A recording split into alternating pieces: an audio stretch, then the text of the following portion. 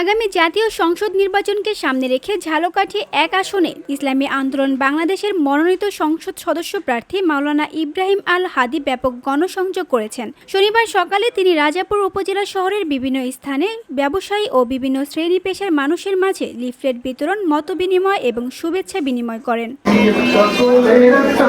গণসংযোগকালে ইসলামী আন্দোলন বাংলাদেশ রাজাপুর কাঠালিয়া উপজেলা শাখার নেতৃবৃন্দ ও অঙ্গ সংগঠনের শতাধিক কর্মী উপস্থিত ছিলেন।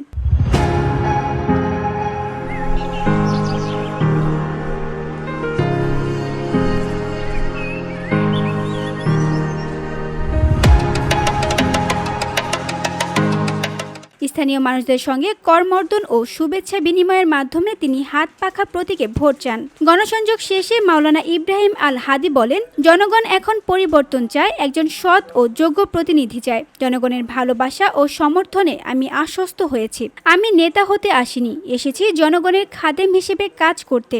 ইনশাআল্লাহ যদি সুষ্ঠু ও নিরপেক্ষ নির্বাচন হয় তাহলে রেকর্ড সংখ্যক ভোটে আমি বিজয়ী হব।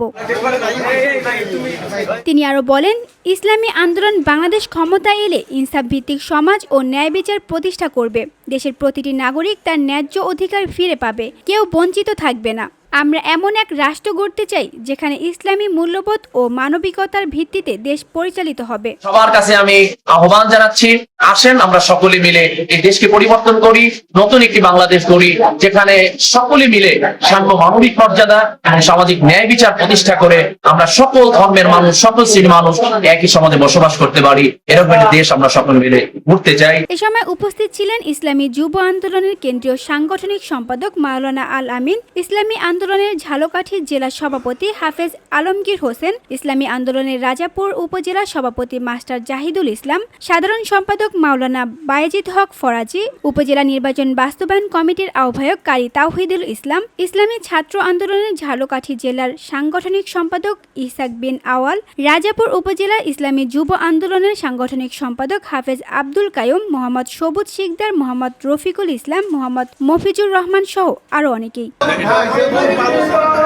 বক্তারা বলেন, রাজাপুর কাঠালিয়ার মানুষ এখন ইসলামী আন্দোলনের পক্ষে অবস্থান নিয়েছে।